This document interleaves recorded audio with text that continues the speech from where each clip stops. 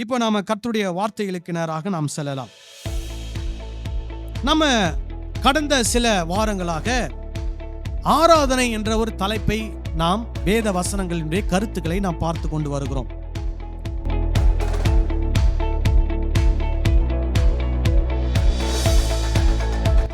கடந்த ஒரு சில வாரமாக வசனத்தை கேட்டுட்டு வரோம். என்ன வசனத்தை கேட்டு வரோம்? ஆராதனை என்றால் என்ன அப்படின்றத நம்ம கேட்டுட்டு வரோம். ஆராதனை என்றால் என்ன? பைபிள் பிரகாரம் பணிந்து கொள்வது. யாரை பணிந்து கொள்வது? கடவுளை, இயேசுவை பணிந்து கொள்வது. அப்போ பணிந்து கொள்கிறோம் அப்படின்னா நம்ம யாரை பணிந்து கொள்கிறோம்? யாரை பணிந்து கொள்கிறோம்?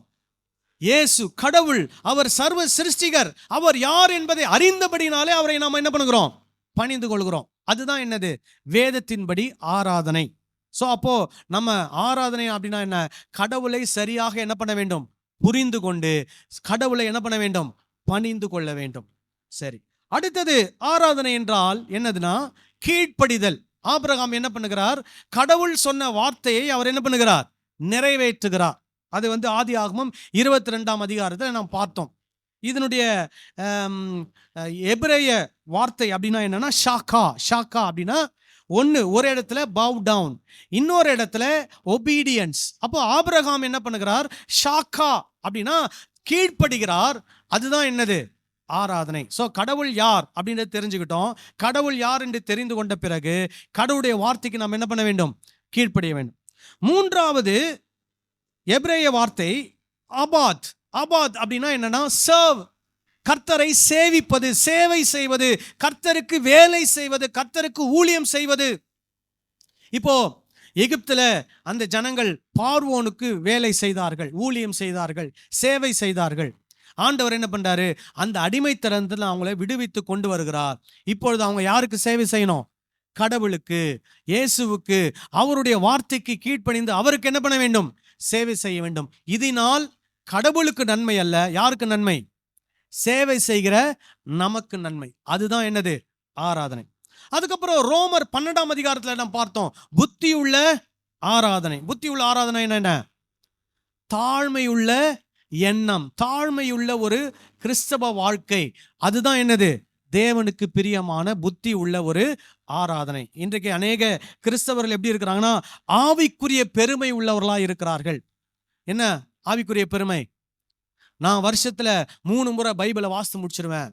நான் இந்த 2 நாட்கள்லாம் ஒண்ணுமே சாப்பிட மாட்டேன். நெடு முழங்கால நின்று உபவாசம் பண்ணி ஜெபம் பண்ணுவேன். அப்புறம் நான் ஜெபம் பண்ணதுனால தான் இதெல்லாம் நடந்தது, இல்லைன்னா இதெல்லாம் என்ன இருக்காது? நடந்திருக்காது. இந்த மாதிரி நிறைய ஆவிக்குரிய பெருமை உள்ளவர்களாக இருக்கிறார்கள். ஆனா வேதவசனம் சொல்லுகிறது, பெருமை உள்ளவர்களுக்கு கர்த்தர் என்ன பண்ணுகிறார்? எதிர்த்து நிற்கிறார். தாழ்மை உள்ளவர்களுக்கு கர்த்தர் என்ன பண்ணுகிறார்? கிருபை அளிக்கிறார். அப்போ தாழ்மையின் எண்ணம் உடையவர்கள் உண்மையாகவே தேவனை புத்தி உள்ளவர்களாக என்ன பண்ணுகிறார்கள்? ஆராதிக்கிறார். இதை பார்த்தோம். அடுத்தது என்ன பார்த்தோம்? பைபிள்ல பழைய ஏற்பாட்டுல கிட்டத்தட்ட 50% எதனால் நிறைந்திருக்கிறது? பாடல்களினால் நிறைந்திருக்கிறது. அப்ப எபிரேயர்களுடைய வாழ்க்கை, இஸ்ரவேல் ஜனங்களுடைய வாழ்க்கையில எது கலந்திருக்குது? பாட்டு கலந்திருக்குது. நான் என்ன சொன்னேன்? ஆதாமுடைய பாடலை சொன்னேன், லாமேக்குடைய பாடலை பார்த்தோம், மோசேவுடைய பாடல், மிரியாமுடைய பாடல், அதுக்கப்புறம் தாவீது பாடின சங்கீதங்கள். தாவீது மட்டும் பாடல, தாவீது, சாலமோன், அப்புறம் கோராகின் புத்திரர்கள், இந்த மாதிரி நிறைய பேர் என்ன பண்ணியிருக்கிறாங்க? பாடல்களை பாடி இருக்கிறாங்க. இப்போ பாடல் ஆராதனையா அப்படின்னு கேட்டா என்ன கிடையாது? பாடல் என்பது ஆராதனை கிடையாது. புரியுதா நான் சொல்லுது? பாடல் என்பது என்ன அப்படின்னா நம்முடைய உணர்வுகளின் வெளிப்பாடு. இப்ப இந்த பாடல்லாம் நீங்க பாத்தீங்கன்னா, ஒண்ணு கர்த்தர் எனக்கு செய்த நன்மைக்கு நான் கர்த்தருக்கு என்ன சொல்றேன்? நன்றி சொல்றேன், கர்த்தரை துதிக்கிறேன் அப்படின்னு சொல்லி அவங்க என்ன பண்ணுவாங்க? பாடல்களை, அந்த உணர்வுகளை அவங்க என்ன பண்ணியிருப்பாங்க? வெளிப்படுத்தியிருப்பாங்க. அதே மாதிரி சங்கீதத்துல இன்னும் ஒரு சில வகையான பாடல்களை பார்த்தோம். அது என்ன பாடல்? கோபத்தின் வெளிப்பாடு, ஆக்ரோஷத்தின் வெளிப்பாடு. சங்கீதம் 3ல சங்கீதக்காரன் சொல்றாரு, என்னுடைய சத்துருக்களுடைய தாட எலும்பை என்ன பண்ணும்? தகர்த்து போடும். அப்படின்னா என்ன? கடவுளுடைய வேலை என்ன?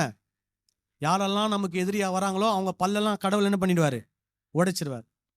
அதுக்கப்புறம் சங்கீதம் 137ல வாஸ்தம், அவங்க எல்லாம் பாபிலோன் ஆற்றங்கரையில் உட்காந்து பாடுறாங்க. என்ன நடக்குது? பாபிலோன்காரங்க சொல்றாங்களாம், நீங்க உங்க ஊர்லாம் பாடுவீங்களே, அந்த பாட்டை எங்களுக்கு பாடி காட்டுங்க. இவங்க எல்லாம் ரொம்ப வேதனையில இருக்கிறாங்க. ஊரை விட்டுட்டு வந்துட்டோம், இங்க அடிமையா இருக்கிறோம், ரொம்ப துக்கத்துல வேதனையில இருக்கிறான். இவன் என்னடானா பாட்டு பாடுன்றான். உடனே ஒரு பாட்டை பாடுறாங்க. என்ன பாட்டு தெரியுமா? எவன் உன் குழந்தையெல்லாம் தூக்கி செவுத்துல அடிச்சு கொலை பண்றானோ அவன்லாம் ஆசீர்வதிக்கப்பட்டவன் பாட்டு பாடுறாங்க. எப்படி இருக்குது? கொடூரமான ஒரு வார்த்தை. போன வாரத்துல ஒரு வீடியோ பார்த்தேன். ஒரு அம்மா என்ன பண்றாங்கன்னா, ஒரு நாய்க்குட்டியை தூக்கி அப்படியே சடார்னு வீசி அடிக்கிறாங்க ஒரு செவுத்துல. அந்த நாய்க்குட்டி அந்த செவுத்துல பட்டு கீழே விழுந்து துடிக்குது. இதை பார்க்கும் போதே மனசு என்ன ஆகுது? பதறுது. ஆனா அந்த 137வது சங்கீதத்துல அப்படி எழுதி இருக்கிறாங்க. சங்கீத பாட்டு என்ன பாட்டு? பாபிலோன்ல இருக்கக்கூடிய குழந்தைகளை தூக்கி செவத்திலே அடிக்கிறவன் எப்படிப்பட்டவன்? பாக்கியவான், ஆசீர்வதிக்கப்பட்டவன் அப்படின்லாம் எழுதுறாங்க. இதெல்லாம் என்னது? ஒரு கோபத்தின், ஆக்ரோஷத்தின், வேதனையின் வெளிப்பாடாக அந்த பாடல்கள் என்ன பண்ணுகிறது? அமைந்திருக்கிறது. அப்போ பைபிள்ல பாடல்கள் இருக்குதா? இருக்குது. ஆனா பாட்டு தான் ஆராதனையா? பாட்டு ஆராதனை கிடையாது. ஏன்னு கேட்டீங்கன்னா, கடவுள் என்னை துதித்து பாடுங்கள் என்று அவர் எங்கேயும் என்ன கொடுக்கல? என்ன கொடுக்கல? கட்டளை கொடுக்கல. ஆனா என்ன கட்டளை கொடுத்திருக்கிறார் தெரியுமா? நான் தான் கடவுள், நீங்கள் என்னை தான் என்ன பண்ண வேண்டும்? நமஸ்கரிக்க வேண்டும், என்னை தான் நீங்கள் தொழுது கொள்ள வேண்டும் என்று கடவுள் என்ன பண்ணியிருக்கிறார்? கட்டளை கொடுத்திருக்கிறார். யாத்திராகமம் 20ஆம் அதிகாரத்தில் ஆண்டவர் சொல்றாரு, என்னை அண்டி உனக்கு வேறே தேவர்கள் உண்டாயிருக்க வேண்டாம். நீ அதை என்ன பண்ணக்கூடாது? நமஸ்கரிக்க கூடாது, அதை தொழுது கொள்ளக்கூடாதுன்னு ஆண்டவர் என்ன கொடுத்திருக்கிறார்? கட்டளை கொடுத்திருக்கிறார். அதே மாதிரி கட்டளை ஆண்டவர் என்ன கொடுத்திருக்கிறார்னா, நான் உனக்கு சொன்னதற்கு பதிலா, நான் உனக்கு சொன்னபடி நீ என்ன பண்ண வேண்டும்? கீழ்ப்படிந்து நடக்க வேண்டும் என்று கடவுள் கட்டளை கொடுத்திருக்கிறார். இயேசு சொல்றாரு, ஒருவன் என்னிடத்தில் அன்பாயிருந்தால் அவன் என்னுடைய கற்பனைகளை என்ன பண்ணுவான்? கை கொள்வான். என்னிடத்தில் அன்பாய் இல்லாதவன் என்னுடைய கற்பனைகளை என்ன பண்ண மாட்டான்? கை கொள்ள மாட்டான். யார் சொல்றா? இயேசு சொல்றார். இதெல்லாம் அவர் சொல்றார். என்ன எதிர்பார்க்கிறார்? நாம் அவருடைய வார்த்தைக்கு என்ன பண்ண வேண்டும்? கீழ்ப்படிய வேண்டும். அவருடைய வார்த்தைக்கு நாம் என்ன பண்ண வேண்டும்? செவி கொடுக்க வேண்டும். இப்போ இன்னைக்கு இன்னொரு விஷயத்தை பார்க்க போறோம். அதுக்கு முன்னாடி மத்தேயுவிலிருந்து ஒரு வசனத்தை நாம் வாசிக்கலாம். மத்தேயு 4ஆம் அதிகாரம் 10ஆம் வசனம். அப்பொழுது இயேசு அப்பாலே போ சாத்தானே, உன் தேவனாகிய கர்த்தரை பணிந்து கொண்டு அவர் ஒருவருக்கே ஆராதனை செய்வாயாக என்று எழுதியிருக்கிறதே என்றார். சோ இயேசு இந்த வார்த்தைகளை பழைய ஏற்பாட்டில இருந்து என்ன பண்றாரு? சொல்றார். சோ இந்த இடத்துல என்ன வருது பாருங்க. அவர் ஒருவருக்கே கர்த்தரை என்ன பண்ணுமா? பணிந்து கொண்டு அவர் ஒருவருக்கே என்ன செய்யணுமா? ஆராதனை செய்யணும். அப்ப மறுபடியும் இயேசு என்ன சொல்றாரு? ஆராதனை என்றால் என்ன? என்ன பண்ணுவது? பணிந்து கொள்வது. கடவுள் யார் என்பதை புரிந்தவர்களாக.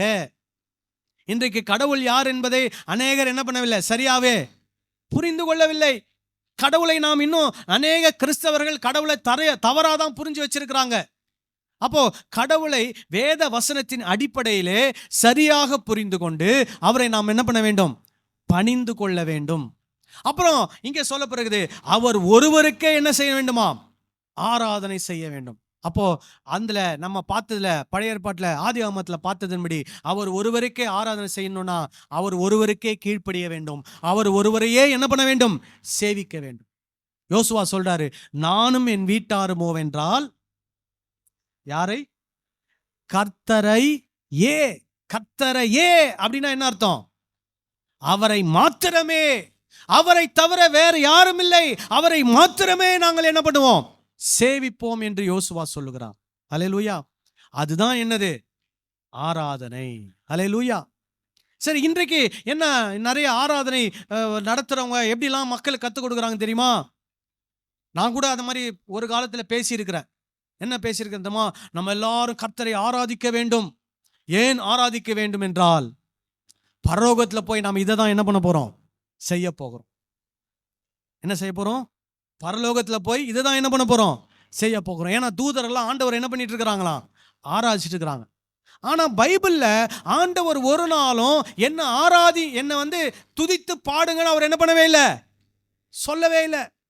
ஆனா தூதர்கள் அதை என்ன பண்றாங்க? வாலண்டரியா செய்யறாங்க. இப்ப நம்மளும் என்னதான் பண்ணணும்? வாலண்டரி தான் செய்யறோம். நாம ஆண்டவரிடத்திலிருந்து நிறைய நன்மைகள் என்ன பண்ணியிருக்கிறோம், பெற்றிருக்கிறோம். அதனால நம்ம அதை செய்கிறோம். ஆனால் நமக்கு என்ன சொல்லி தராங்க, நீ இங்கே ஆராதிக்கலனா பரலோகத்துக்கு போனால் என்ன தெரியாது, உனக்கு ஆராதிக்க தெரியாது.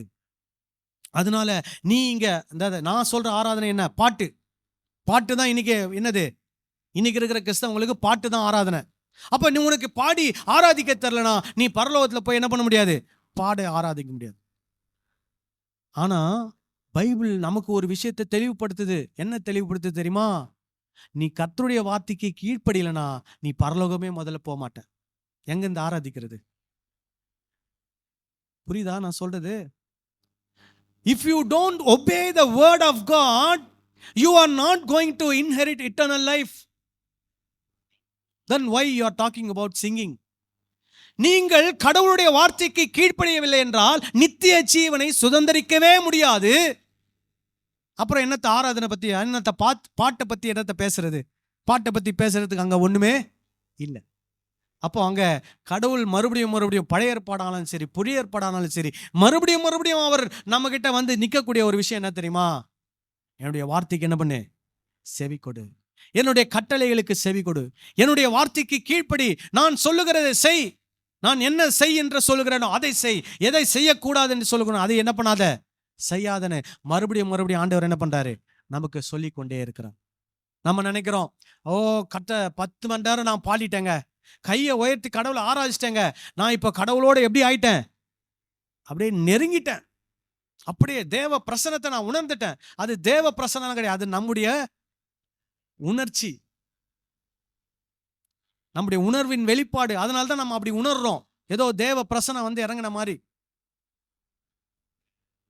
அது தேவ பிரசன்னம்லாம் கிடையாது, அது நம்முடைய பூரிப்பின் உணர்வு, பரவச உணர்வு, நம்முடைய பரவச உணர்வு. ஆனா இதுல தான் எல்லாரும் என்ன ஆயிடுறாங்கன்னா சாட்டிஸ்ஃபை ஆயிடுறாங்க. ஓ இந்த மாதிரி கர்த்தரை நான் என்ன சொல்லி ஞாயிற்றுக்கிழமை ஆராதிச்சு அப்படியே கர்த்தருடைய பிரசன்னத்தை உணர்ந்துட்டேன், இது போதும். அதெல்லாம் போதவே போதாது. அதெல்லாம் உங்களை நித்திய ஜீவனுக்கு என்ன பண்ணாது, கொண்டு போகாது. எது உங்களை நித்திய ஜீவனுக்குள்ள கொண்டு போகணும், ஆண்டவருடைய வார்த்தைக்கு என்ன பண்ணுவது, கீழ்ப்படிவது. இப்போ பழைய ஏற்பாட்டிலேருந்து ஒரு வசனத்தை நாம் வாசித்து இந்த கான்செப்டை புரிஞ்சுக்க போறோம். கீழ்ப்படிதல் ஏன் ரொம்ப முக்கியமானது. 1 சாமுவேல் 15ஆம் அதிகாரத்தை நாம் எடுத்துக்கொள்ளலாம். 1 சாமுவேல் 15ஆம் அதிகாரம் 22, 23 வசனத்தை வாசிக்கலாம். அதற்கு சாமுவேல், கர்த்தருடைய சத்தத்திற்கு கீழ்ப்படுகிறதை பார்க்கிலும் சர்வாங்க தகனங்களும் பலிகளும் கர்த்தருக்கு பிரியமாயிருக்குமோ? பலியை பார்க்கிலும் கீழ்ப்படிதலும் ஆட்டு கடாக்களின் நினத்தை பார்க்கிலும் செவி கொடுத்தலும் உத்தமம். இரண்டகம் பண்ணுதல் பில்லி சூனியம் பாவத்திற்கும் முரட்டாட்டம் பண்ணுதல் அவபக்திக்கும் விக்கிரக ஆராதனைக்கும் சரியாயிருக்கிறது. நீர் கர்த்தருடைய வார்த்தையை புறக்கணித்தபடினாலே அவர் உம்மை ராஜாவாய் இராதபடிக்கு புறக்கணித்து தள்ளினார் என்றான். சரி, இப்போ இந்த இடத்துல என்ன நடக்குது அப்படின்னா, ஒரு இன்சிடென்ட். இங்கே சவுல் என்கிற ஒரு ராஜா இருக்கிறார், சாமுவேல் என்கிற ஒரு தீர்க்கதரிசி இருக்கிறார். இப்போ பழைய ஏற்பாட்டு காலத்தில் உங்களுக்கு ஒரு புரியாதவங்களுக்காக சுருக்கமாக ஒரு ஹிஸ்டரியை சொல்கிறேன். ஸோ ஆபிரகாம் என்ற ஒரு மனிதனை கடவுள் என்ன பண்ணுறாரு, தெரிந்து கொள்கிறார். ஆபிரகாமுடைய மகன் ஈசாக்கு, ஈசாக்குக்கு 2 குமாரர், யாக்கோபு, ஏசா. இப்போ இந்த யாக்கோபுக்கு பிறந்தவர் 12 பேர். அந்த 12 பேர் தான் என்னவா மாறுறாங்கன்னா இஸ்ரவேல் ஜனமாக ஒரு பெரிய கூட்டமாக மாறுகிறார்கள். இப்போ கடவுள் என்ன பண்ணுறாரு, இந்த ஜனக்கூட்டம் எகிப்தில் அடிமையாக இருக்கிறது, அடிமையாக இருக்கிறவங்கள விடுவித்து கொண்டு வந்து ஒரு பெரிய தேசத்தை அவங்களுக்கு என்ன பண்ணுறாரு, கொடுக்குறார். இந்த தேசம் யாருக்கு சொன்னார்னா ஆபிரகாம், அவங்க மூதாதையார் ஆகிய தாத்தாவுக்கு சொல்றார், இந்த தேசத்தை உன்னுடைய சந்ததிக்கு நான் என்ன பண்ணுவேன், கொடுப்பேன் அப்படின்னு சொல்றார். அதே மாதிரி கடவுள் சொன்ன வாக்கு என்ன பண்றாரு, நிறைவேற்றுறார். இப்போ இந்த ஜனங்கள்லாம் அந்த நாட்டில் அந்த ஊரில் போய் இருந்துடுறாங்க, போய் அந்த இடத்த பிடிச்சிக்கிறாங்க. பிடிச்சவங்க என்ன ஆகுறாங்கன்னா விக்கிரக ஆராதனைக்கு போறாங்க. விக்கிரக ஆராதனைக்கு, ஏன்னா அவங்க எகிப்தில் இருக்கும் போது என்னதான் இருந்தாங்க, விக்கிரக ஆராதனை செய்கிறவங்களா இருந்தாங்க. அப்புறம் ஆண்டவர் அவங்க வனாந்தரத்தில் கொண்டு வந்து தன்னை கடவுளாக அவங்களுக்கு வெளிப்படுத்தி கட்டளைகளை கொடுத்து, இந்த கட்டளைகளின்படி நடங்க, என்னை அன்றி வேற தேவர்களை என்ன பண்ணாதீங்க, வணங்காதீங்க, இப்படிலாம் சொல்லி அவங்களை கொண்டு வந்தாலும் ஆசீர்வாதத்தை பெற்றுக்கொண்ட பிறகு அவங்க மறுபடியும் என்ன பண்றாங்க, விக்கிரக ஆராதனைக்கு போறாங்க. சரி, இப்படி போறாங்களே, ஆண்டவர் என்ன பண்றாரு? நியாயாதிபதிகளை எழுப்புறாரு. நியாயாதிபதிகள் மூலமா அவங்களுக்கு என்ன கிடைக்குது? விடுதலை கிடைக்குது. இப்படியே அவங்க நியாயாதிபதிகளை அவங்கள காப்பாத்துவாங்க. கொஞ்ச நாள் நல்லா இருப்பாங்க, மறுபடியும் விக்கிரக ஆராதனைக்கு போவாங்க. மறுபடியும் நியாயாதிபதி காப்பாத்துவாங்க, கொஞ்ச நாள் நல்லா இருப்பாங்க, மறுபடியும் விக்கிரக ஆராதனை. இதே அப்படியே என்ன ஆகிட்டே இருக்கும்? ரிப்பீட் ஆகிட்டே இருக்கும். இப்படி வரும்போது தான் கடைசியா வந்த நியாயாதிபதி தீர்க்கதரிசி யார் அப்படின்னா சாமுவேல் என்கிற நியாயாதிபதி தீர்க்கதரிசி. அவர் தான் கடைசியா வந்தவர். இந்த சூழ்நிலையிலே சாமுவேல் அவர்களை ஆண்டு கொள்ளும் போது சாமுவேலுக்கு வயசாயிடுது. வயசான உடனே சாமுவேலுடைய பசங்களை நீங்க பாத்துக்கோப்பா அப்படின்றார். ஆனா அவங்க 2 பேரும் என்ன பண்ணல?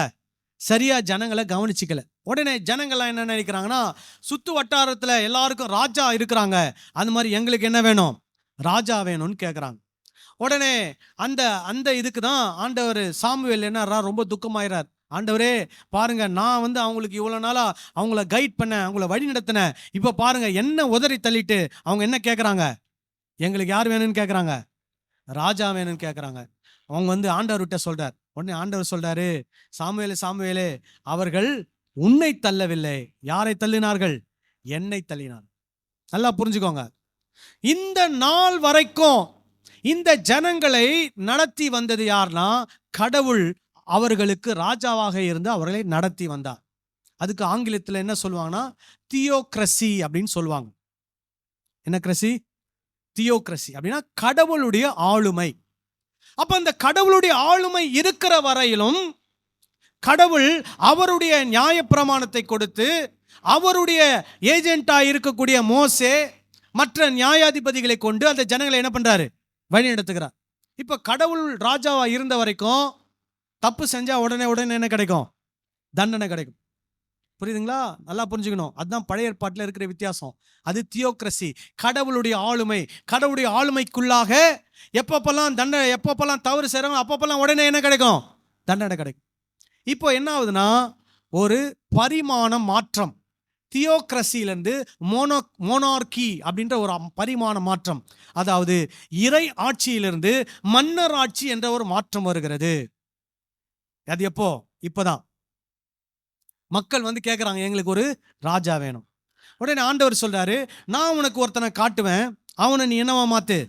ராஜாவாக ஏற்படுத்து அப்படின்னு சொல்றார். அப்போ யாரை காட்டுறார் ஆண்டவர்? சவுல் என்ற ஒரு மனிதனை காட்டுகிறார். அப்போ இஸ்ரவேல் ஜனத்துக்கு முதலாக ஏற்படுத்தப்பட்ட ராஜா யார் அப்படின்னா இந்த சவுல் ராஜா. அப்போ கடவுள் என்ன எதிர்பார்க்கிறார்? ராஜா கிட்ட என்ன எதிர்பார்க்கிறார்? கடவுளுடைய வார்த்தையின்படி அந்த ராஜா என்ன பண்ணணும்? நடக்கணும். இதுதான் கடவுள் எதிர்பார்த்தது. ஆனால் சவுல் என்ன பண்ணவில்லை? கடவுளுடைய வார்த்தையின்படி என்ன பண்ணவில்லை? நடக்கவில்லை. இப்ப நல்லா கவனிங்க. கடவுள் தான் யார ராஜாவை ஏற்படுத்துறா? சவுல ராஜாவை ஏற்படுத்துறாரு. சவுல் ராஜா கடவுளுடைய வார்த்தைக்கு கீழ்ப்படியலனே அவரை என்ன பண்ணிட்டாரு? அவனை தள்ளிட்டு யார ராஜாவை ஏற்படுத்துறாரு? தாவீதை ராஜாவாக ஏற்படுத்துறாரு. அப்ப நல்லா கவனிங்க. கடவுள் தான் ஒருத்தரை ராஜாவை ஏற்படுத்தினாரு. அதே கடவுள் தான் அவனை ராஜாவான்ற நிலையிலிருந்து என்ன பண்றாரு? தள்ளிடுறாரு. அதுக்கு என்ன காரணம்? அவன் ஆண்டவரை துதித்து பாடல. அதானே? சொல்லுங்க சொல்லுங்க. அவன் கடவுளை சரியாக என்ன பண்ணவில்லை? புரிந்து கொள்ளவில்லை. கடவுளுடைய வார்த்தைக்கு அவன் என்ன பண்ணவில்லை? கீழ்ப்படியவில்லை. அவன் கடவுளுக்கு சேவை செய்யவில்லை. அதனால கடவுள் அவனை என்ன பண்றாரு? தள்ளுறார். அதுதான் இங்க சாமுவேல் குறிப்பிடுகிறார். இந்த வசனத்தை மறுபடியும் கொஞ்சம் எலாபரேட்டா வாசிக்கலாமா? வாசிப்போம். மறுபடியும் அதே வசனத்தை வாசிங்க. அதற்கு சாமுவேல், கர்த்தருடைய சத்தத்திற்கு கீழ்ப்படுகிறதை பார்க்கிலும், கர்த்தருடைய சத்தத்திற்கு கீழ்ப்படுகிறதை பார்க்கிலும் சர்வாங்க தகனங்களும் பலிகளும் கர்த்தருக்கு பிரியமாயிருக்குமோ? கர்த்தருக்கு பிரியமாயிருக்குமோ? கேள்விக்குறி. என்ன கேள்வி வைக்கிறாரு? கர்த்தருக்கு நீ சர்வாங்க தகன பலிகளை செலுத்தினால் கர்த்தர் பிரியப்படுவாரா? கர்த்தருக்கு பலிகளை செலுத்தினால் கர்த்தர் பிரியப்படுவாரா? அல்லது கர்த்தருடைய சத்தத்துக்கு நீ செவி கொடுத்தால் அதற்கு கர்த்தர் பிரியப்படுவாரா? பதில் சொல்லுங்க. கர்த்தருக்கு சர்வாங்க தகன பலி செலுத்துறதுனா என்ன? ஆடு பலிகள் இதெல்லாம் செலுத்துறது. இப்போ இன்னைக்கு காலையில கூட நம்ம ஒரு பாட்டு பாண்டோம். நன்றி பலிகள் செலுத்தியே நாங்கள் ஆலயம் கூடி வந்தோம். ஸோ அது என்ன பலி? நன்றி பலி, துதி பலி, ஸ்தோத்திர பலி. இதெல்லாம் செலுத்திட கர்த்தர் பிரியம் ஆயிடுவாரா? சொல்லுங்க.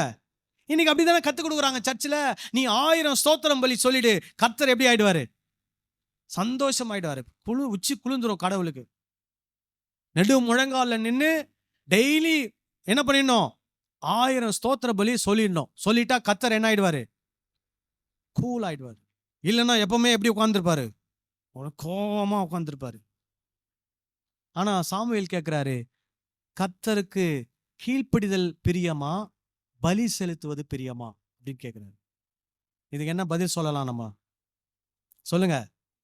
கீழ்ப்படிதல் தான் கர்த்தருக்கு பிரியமா. இப்போ நம்ம வீட்டில் இருக்க பிள்ளைங்களே எடுத்துக்கோங்க. நம்ம சொல்ற ஒரு பேச்சும் கேட்க மாட்டாங்க. ஆனா நம்மளை பத்தி நல்ல நல்ல கவிதைகள்லாம் எழுதுவானுங்க. நல்ல கிஃப்ட் எல்லாம் வாங்கிட்டு வந்து கொடுப்பாங்க. துணி துவைச்சு கொடுப்பான், பாத்திரம் கழுவி கொடுப்பான், டீ போட்டு கொடுப்பான், காபி போட்டு கொடுப்பான். ஆனா சொல்ற வார்த்தைக்கு கீழ்ப்படியவே மாட்டான். எப்படி இருக்கும் உங்களுக்கு? சொல்லுங்க. நல்ல பிள்ளைங்க அப்படின்னு சொல்லுவீங்களா? ஐயோ இவன் நல்லா டீலாம் போட்டு கொடுத்துருவாங்க, பாத்திரம்லாம் கழுவி கொடுத்துருவான், எங்கள் பொண்ணுங்க எல்லாம் எல்லாம் பண்ணுவாங்க. ஆனால் என் வார்த்தைக்கு மட்டும் என்ன பண்ண மாட்டாங்க? கீழ்ப்படிய மாட்டாங்க. அந்த பிள்ளைங்க நல்ல பிள்ளைங்க நினைப்பீங்களா? சொல்லுங்க. ஆனால் இன்னைக்கு கிறிஸ்தவத்தில் அதை தான் மக்கள் மனசுல திணிக்கிறாங்க. என்ன திணிக்கிறாங்க? நீ கர்த்தருடைய வார்த்தைகளை என்ன பண்ண வேணாம்? கீழ்ப்படிய வேணாம். ஆனால் என்ன பண்ணு?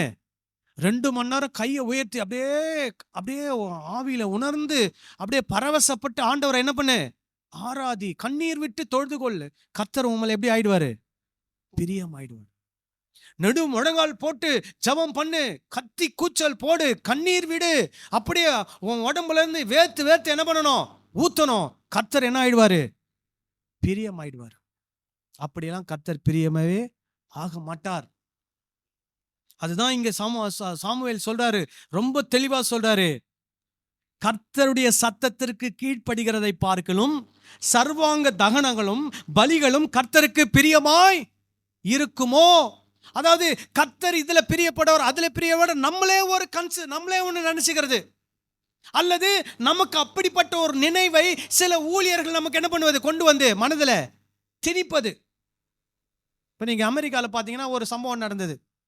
ஒரு காலேஜில் என்ன பண்ணுறாங்கன்னா, ஒரு சாப்பல், இந்த மாதிரி ஒரு கிறிஸ்டியன் காலேஜ், பைபிள் காலேஜா அது என்னன்னு தெரியல, இந்த மாதிரி டெய்லி பாட்டு பாடுவாங்க, ஆராதனை மியூசிக்லாம் வாசித்து பாடுவாங்க. அப்போ பாட்டு ஆரம்பித்த உடனே அந்த பாட்டு நிற்கலையாம். அது 1 மணி நேரம் பாடினது 2 மணி நேரம் ஆச்சா, 2 மணி நேரம் 3 மணி நேரம் ஆச்சு, 3 மணி நேரம் 24 மணி நேரம் ஆச்சு, 24 மணி நேரம் 2 நாள் ஆச்சு, 4 நாள் ஆச்சு. இதை கேள்விப்பட்டோடனே ஊரில் எல்லா ஊர்லேருந்து என்ன பண்ணுறாங்க? அமெரிக்காலேருந்து எல்லாரும் வந்துட்டாங்க. என்னன்னு? ஐயோ பெரிய எழுப்புதல் வந்துடுச்சு. என்னவா? எல்லாரும் என்ன பண்றாங்களாம்? அப்படியே உணர்ச்சி வசப்பட்டு கிட்டாரை வாசிச்சுட்டு ட்ரம்ஸ் வாசிச்சுட்டு என்ன பண்ணிட்டு இருக்காங்களாம்? பாட்டு பாடிட்டு இருக்காங்களாம். தேவ மகிமை அப்படியே இறங்கி வந்துடுச்சான். தேவ பிரசனம் இறங்கி வந்துடுச்சான். இப்படி மக்கள் மனதில் என்ன பண்றாங்க? தவறான ஒரு புரிதலை ஜனங்கள் மனதில் என்ன பண்றாங்க? திணிக்கிறாங்க. ஆனா கடவுள், நீங்க என்ன துதிச்சு பாடுங்கன்னு ஒரு இடத்துலயும் அவர் என்ன பண்ணல? கட்டளையாக சொல்லவில்லை. ஆனால் நாம் அதை பாடுகிறது தவறு கிடையாது. ஏன்னா நம்முடைய உணர்வுகளை கடவுளுக்கு முன்னாடி என்ன பண்றோம்? வெளிப்படுத்துறோம். ஆனா அதை செய்யறதுனால நம்ம கடவுளோட என்ன பண்ண முடியாது? நெருங்கி நடக்க முடியாது. அது செய்வது கர்த்தருக்கு பிரியமானது என்று நாமளே கற்பனை பண்ணிக்கொள்வது தவறான ஒரு விஷயம். ஆனா நமக்கு எது தெளிவாக சொல்லுகிறது? அவருடைய சத்தத்துக்கு கீழ்ப்படிவதுதான் அவருக்கு பிரியமானது. ஒரு ஆமென் சொல்லலாமா? பாருங்க, அப்புறம் சொல்றாரு பாருங்க, பலியை பார்க்கிலும் கீழ்ப்படிதல். சோ கர்த்தருக்காக சிலர் சொல்லுவாங்க, நான் கரெக்ட் டைமுக்கு வந்துருவாங்க. கரெக்ட் டைமுக்கு வரீங்க, ஆனா கர்த்தருடைய வார்த்தைக்கு கீழ்ப்படுகிறீங்களா? நான் கரெக்டா காணிக்க தசமாகலாம் கொடுத்துருவீங்க, கரெக்டா காணிக்க தசமாக கொடுக்குறீங்க, கர்த்தருடைய வார்த்தைக்கு கீழ்ப்படுகிறீங்களா? நான் சர்ச்சில் மியூசிக் வாசிப்பேங்க, கரெக்டு, கர்த்தருடைய சர்ச்சில் கர்த்தருக்காக ஊழியம் செய்றீங்க, கர்த்தருடைய வார்த்தைக்கு கீழ்ப்படுகிறீங்களா? நான் போய் நிறைய பேருக்கு சுவிசேஷம் சொல்றேங்க, கரெக்டு, நிறைய பேருக்கு சுவிசேஷம் சொல்றீங்க, நீங்க கர்த்தருடைய வார்த்தைக்கு கீழ்ப்படுகிறீங்களா? நான் சுகமா இருக்கிறவங்களுக்குலாம் நான் போய் ஜெபம் பண்ணுவேங்க, நல்லது. ஆனா நீங்க கர்த்தருடைய வார்த்தைக்கு கீழ்ப்படுகிறீங்களா? நான் அங்கங்கெல்லாம் போய் நான் இசை வாசிக்கிறேங்க, நல்லது. ஆனா கர்த்தருடைய வார்த்தைக்கு கீழ்ப்படுகிறீங்களா? கர்த்தருடைய வார்த்தைக்கு கீழ்ப்படியாம கர்த்தருக்காக செய்யறேன்னு சொல்லி நீங்க எதை செஞ்சாலும் அது என்னதான்? அது என்னதான் சொல்லுங்க? வேஸ்ட் தான். ஆனா நீங்க கர்த்தருக்காக நிறைய காரியங்களை செய்யணும், செய்யக்கூடாதுன்னு நான் சொல்லலை, எல்லாம் செய்யணும். ஆனா அதுல எது பிரதானமா இருக்கணும் தெரியுமா? கர்த்தருடைய வார்த்தைக்கு கீழ்ப்படி. அதான் அவர் சொல்றாரு, பலியை பார்க்கிலும் கீழ்ப்படிதலும், அப்புறம் ஆட்டுக்கடாக்களின் நினத்தை பார்க்கிலும் செவி கொடுத்தலும் உத்தமம். ஏன் இங்க ஆட்டுக்கடாக்களின் நினம் அப்படின்னு சொல்றாரு? ஆட்டுக்கடாவின் ரத்தம் ஏன் அதை சொல்றாரு அப்படின்னா, சவுல் கிட்ட கடவுள் தீர்க்கதரிசி மூலமா சொல்றார். என்ன சொல்றாருன்னா, நீ இப்போ அமலேக்கியர் அப்படின்ற ஒரு ஜனத்தோடு போய் என்ன பண்ண போற? சண்டை போட போற. கடவுள் சொல்வது என்னன்னா, நீ சண்டை போடும்போது அந்த ஊர்ல இருக்கிற ஒருத்தரை கூட என்ன பண்ணக்கூடாது? உயிரோட விடக்கூடாது. எல்லாரும் என்ன பண்ணிடணும்? நீ அவங்கள இது பண்ணிடணும், அழிச்சிடணும் எல்லாரையும். அப்படின்னு சொன்னா மனிதர்கள், ஆடு, மாடு, மிருகங்கள் எதுவா இருந்தாலும் எல்லாத்தையும் என்ன பண்ணிடணும்? ஒட்டு மொத்தமா அழிச்சிடணும். இது யார் சொன்னது? கடவுள் சொன்னது. உடனே நீங்க யோசிக்கலாம், ஏங்க கடவுள் இப்படிலாம் சொல்றாரு? ஏன் சொல்றாரு அப்படின்னா, அந்த அமலேக்கியர் அவர்கள் ஒரு பாவம் பண்ணியிருக்கிறாங்க. அப்போ அந்த பாவம் பண்ணவங்க மனம் திரும்பணும்னு கடவுள் அவங்களுக்கு என்ன கொடுக்குறாரு? டைம் கொடுக்குறாரு. அவங்க கொடுத்த டைம்ல அவங்க என்ன ஆகல? மனம் திரும்பல. அதனால அவங்களுக்கு என்ன வருது? என்ன வருது? நியாய தீர்ப்பு, அழிவு வருகிறது. யார் மூலமா வருது? கடவுளுடைய ஜனங்கள் மூலமாக, இஸ்ரவேல் ஜனங்கள் மூலமாக, இஸ்ரவேலின் ராஜா மூலமாக அவங்களுக்கு என்ன வரப்போகுது? இப்போ நியாய தீர்ப்பு வரப்போகுது. அது கர்த்தர் செய்யறாரு. யார் மூலமா செய்யறாரு? சவுல் ராஜா மூலமா செய்யறாரு. சரியா? இப்போ அவங்க தப்பு பண்ணிட்டாங்க, அவங்களுக்கு கடவுள் என்ன கொடுக்கிறாரு? நியாய தீர்ப்பை கொடுக்கிறார். இப்போ அதே நீதி உள்ள நியாயாதிபதி சவுல் தப்பு செய்யும் போதும் சவுலுக்கு என்ன கொடுக்கிறார்? நியாய தீர்ப்பை கொடுக்கிறார். என்ன நியாய தீர்ப்பு? நீ இனிமேல் என்ன இருக்க போற? ராஜாவா இருக்க மாட்ட. நான் ஒருத்தனை என்ன பண்ண போறேன்? ராஜாவாக ஏற்படுத்த போறேன்.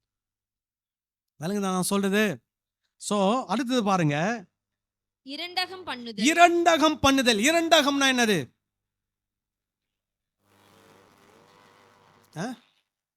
இரண்டகம் பண்றதுனா என்ன? அதாவது ஏட்டா போட்டி, அதாவது முரட்டாட்டமான காரியங்களை செய்வது. நீ உட்காரனா என்ன பண்றது? நிக்கிறது. ஒரு பையன்கிட்ட ஒரு அம்மா, அவன் பெட்ல குதிச்சுட்டே இருந்தானா. அப்போ அவங்க அம்மா மிரட்டினாங்களாம். மிரட்டி 2 தட்டு தட்டி உட்கார்றா கீழேன்னு. அவன் கீழே உட்காந்தானா. கொஞ்ச நேரம் பார்த்து சிரிச்சுட்டே இருந்தானா. ஏன்டா சிரிக்கிறேன்னா, நான் வெளியே தான் உட்காந்துருக்கிறேன், உள்ள குதிச்சுட்டு இருக்கிறேன்னா. எப்படி? வெளியே உட்காந்துருக்கிறேன், உள்ள என்ன பண்ணிட்டு இருக்கிறான்? குதிச்சுட்டு இருக்கிறேன். ஸோ அவன் இமேஜினேஷன்ல என்ன பண்ணிட்டு இருக்கிறான்? பெட்ல குதிச்சுட்டு இருக்கிறான். இன்னைக்கு நிறைய பேர் அப்படிதான் பண்ணிட்டு இருக்கிறாங்க. வெளியே தான் உட்காந்துருக்கிறாங்க, உள்ள என்ன பண்ணிட்டு இருக்கிறாங்க? அடுப்பில் பாலை வச்சேனே, அடுப்பில் பிரியாணி வச்சேனே, துணியை 2 துவைக்காம விட்டுட்டேனே, துணியை காய போட்டேனே, கிளிப் எடுக்காம விட்டுட்டேனே, அப்படிலாம் நம்ம யோசிச்சுட்டு இருக்கிறோம். ஆனா நம்ம உட்காந்து வசனத்தை கவனமா கேட்டு அந்த வசனத்துக்கு என்ன பண்ணணும்? செவி சாய்க்க வேண்டும். அல்லேலூயா. ஸோ இங்க என்ன சொல்றாரு? அந்த அந்த இரண்டகம் அப்படின்னா என்னன்னா, அந்த முரட்டாட்டம். அதாவது ஒருத்தர் ஒன்று சொன்னா அதுக்கு எதிராக என்ன பண்ணுவது? செய்வது. இப்போ சவுல் அதை தான் செய்கிறார். ஏன் சாமுவேல் இதை சொல்றார் அப்படின்னா, நமக்கு டைம் இல்லாதனால உங்களுக்கு நான் சொல்றேன். இதே 1 சாமுவேல் 12ஆம் அதிகாரத்துல நீங்க வாசித்து பார்த்தீங்கன்னா, சாமுவேல் எப்படி சவுலை ராஜாவாக மாற்றுகிறார் அப்படின்னு இருக்கும். 1 சாமுவேல் 12:20-25. அதுக்கப்புறமா என்ன பண்றாரு? 13ஆம் அதிகாரத்துல சவுலுக்கு ஒரு காரியம் சொல்லப்படுகிறது. முதல்ல அவருக்கு சொல்லப்பட்ட அந்த காரியத்தை அவர் என்ன பண்றாருன்னா மீறி நடக்கிறார். என்ன காரியம் அப்படின்னா, சாமுவேல் சொல்லுவாரு, நான் வருவேன் 7 நாள் கழிச்சு, அதுக்கப்புறம் நம்ம என்ன பண்ணணும்னா பலி செலுத்தணும் அப்படின்னு சொல்லுவார். அப்போ சாமுவேல் வருவதற்கு கொஞ்சம் என்ன ஆயிடும்? லேட் ஆயிடும். சாமுவேல் வருவதற்கு லேட் ஆன உடனே சவுலை என்ன பண்ணிடுவார் தெரியுமா? அந்த பலிகளை என்ன பண்ணிடுவாரு? செலுத்திடுவார். அப்போ சாமுவேல் வந்து கேட்பாரு, உன்னை யார் அவசரப்பட்டு இதை செய்ய சொன்னது? உடனே இவர் சொல்வார், இல்ல மக்கள்லாம் ரொம்ப அவசரப்பட்டாங்க, நீங்க வர்றதுக்கு லேட் ஆயிடுச்சு, அதனால தான் நானே இதை என்ன பண்ணிட்டேன், செஞ்சிட்டேன். அப்போ ஃபர்ஸ்ட் டைம் அவர் என்ன பண்றாரு, அந்த இடத்துல கடவுள் சொன்ன வார்த்தைக்கு அவர் என்ன பண்றாரு, கீழ்ப்படியாம போறார். சரி, இது ஃபர்ஸ்ட் டைம், ஏதோ தெரியாம பண்ணிட்டார் அப்படின்னு சொல்லி விட்டுடலாம். ஆனா மறுபடியும் என்ன பண்றாரு, 2வது முறையும் அதே தவறை தான் அவர் செய்யறார். விளங்குதா? 2வது முறை என்ன சொல்றாரு, அமலேக்கியரைய எல்லாரும் என்ன பண்ணிடணும், சங்காரம் பண்ணிடணும். ஆனா என்ன பண்றாருனா, எல்லாரையும் சங்காரம் பண்ணாம அந்த ராஜாவை பிடிச்சுக்கிறாரு. அது மட்டும் இல்லாம அந்த ஊர்ல இருந்த நல்ல சிறந்த ஆடு மாடுகளை எல்லாம் என்ன பண்றாங்க, கொண்டு வந்துடுறாங்க. அப்போ சாமுவேல் வந்து கேட்கிறாரு, ஏன் இப்படி செய்யற அப்படின்னு கேட்டா, இல்ல இந்த ஆடு மாடுகள் எல்லாம் நான் யாருக்கு பலி செலுத்த போறேன் தெரியுமா? யாருக்கு? கடவுளுக்கு. அப்ப அங்க வர கொஸ்டின் என்ன தெரியுமா, நான் கேட்டேனா? சாமுவேல் சொல்லுவாரு, நான் சொன்னேனா? இல்ல கடவுள் சொல்லுவாரு, நான் கேட்டேனா? அததான் இங்க சொல்றாரு. என்ன சொல்றாரு, ஆட்டு கடாக்களின் நினைத்தை பார்க்கலும் செவி கொடுத்தல் உத்தமம். அப்புறம் தான் சொல்றாரு, இரண்டகம் பண்ணுதல் பில்லி சூனிய பாவத்திற்கும் முரட்டாட்டம் பண்ணுதல் அவபக்திக்கும் விக்கிரக ஆராதனைக்கும் சரியாயிருக்கிறது. அப்போ சாமுவேல் கடவுள் சொன்னாருன்னு ஒன்னு சொல்றாரு, ஆனா சவுல் என்ன பண்றாரு, அதுக்கு எதிராக செய்றாரு. 2வது முறை சாமுவேல் கடவுள் சொன்னாருன்னு ஒன்னு சொல்றாரு, 2வது முறையும் சவுல் என்ன பண்றாரு, அதற்கு எதிராக செய்றார். ஸோ இப்போ இதுல செய்யறதுல ஒன்று என்ன இருக்குன்னா, முரட்டாட்டம், அவங்க சொல்றதுக்கு எதிராக செய்யறது. 2வது என்ன இருக்குதுன்னா, இவராவே சில காரியங்களை என்ன பண்றது, கற்பனை பண்ணிக்கிறது. என்ன கற்பனை பண்ணிக்கிறது, சாமுவேல் வரத்துக்கு என்ன ஆயிடுச்சு, லேட் ஆயிடுச்சு, அதனால நானே என்ன பண்ணிக்கிறேன், இதை செஞ்சிடறேன்.